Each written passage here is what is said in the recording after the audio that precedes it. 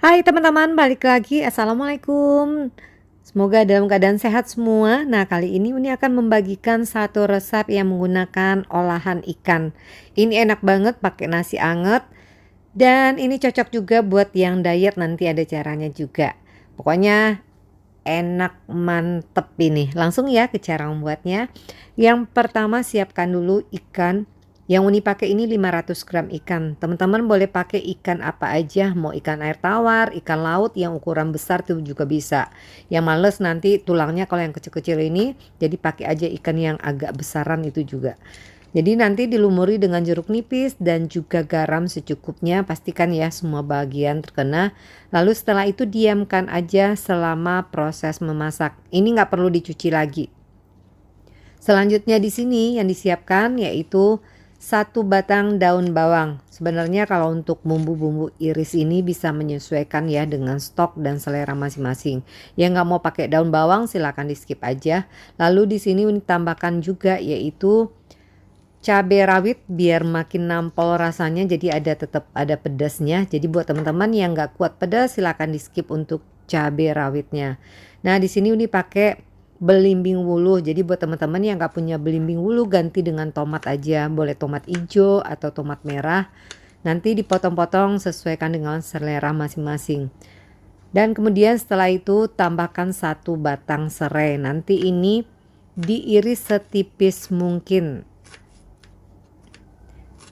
Kalau udah, untuk bumbu irisnya nanti kita sisihkan terlebih dahulu. Selanjutnya untuk bumbu yang dihaluskan, Uni pakai cabai merah keriting. Untuk takaran cabenya bisa menyesuaikan ya. Lalu Uni tambahkan juga di sini rawit tapi nggak begitu banyak. Agar nanti aromanya lebih enak, tambahkan bawang putih, kemiri serta juga bawang merah. Lalu di sini pakai lengkuas juga. Selanjutnya juga yang dibutuhkan yaitu satu batang serai. Nah, serainya juga nanti dipotong-potong, masukin ke dalam chopper atau blender.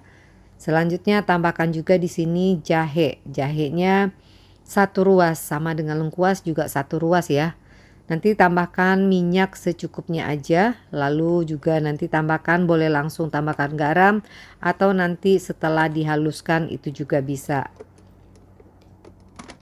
Berikutnya silakan dihaluskan ini sampai halus. Ini sengaja Uni pakai chopper jadi nanti biar teksturnya agak terlihat. Jadi yang kalau mau lebih halus lagi gunakan blender ya. Nah kalau udah seperti ini pindahkan nanti ke wadah yang lebih besar. Dan ini ada dua cara, nanti cara makannya silakan teman-teman ikuti terus sampai habis ini. Tambahkan juga di sini penyedap menyesuaikan dengan selera masing-masing. Nanti semuanya diaduk dulu setelah ditambahkan penyedap, lalu tambahkan juga di sini yaitu Uni pakai perasan jeruk nipis. Jeruk nipisnya boleh yang Uni pakai ini jeruk asam Sundai namanya. Jeruk khas orang Minang, tapi kalau yang nggak punya boleh ganti jeruk nipis aja atau jeruk limo itu juga bisa. Nanti diaduk lagi semuanya sampai tercampur rata semuanya ya. Lalu jangan lupa nanti setelah bahan ini masuk dan penyedap masuk, koreksi rasa dulu. Dan di sini kalau bisa sedikit aja tingkat asinnya dari biasa. Nah, buat yang suka mau tambahkan santan pati santan sedikit itu juga bisa yang mau rasanya lebih gurih. Tapi kalau yang nggak mau tanpa santan pun ini juga bisa ya. Jadi ini option aja. Lalu setelah tercampur rata semua, masukin bahan yang kita iris-iris tadi. Semuanya masuk.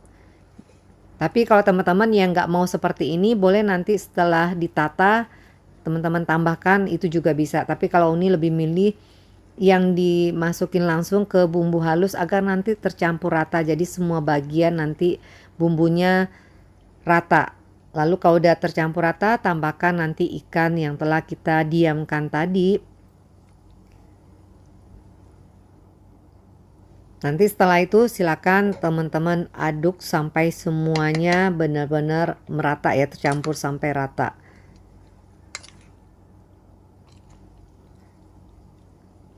Jadi walaupun ikannya yang agak besar itu juga bisa cocok dengan ini dan mungkin lebih enak makannya kalau yang dagingnya lebih tebal, tapi kalau yang lebih manis itu sebenarnya ikan kecil-kecil ini lebih enak kalau pas disantap.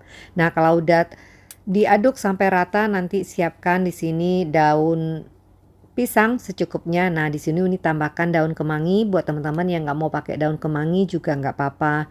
Yang mau pakai daun kunyit buat pengganti daun kemanginya juga bisa ya. Nanti di alasnya ditambahkan daun kunyit, dipotong-potong aja itu juga bisa. Tambahkan daun jeruk.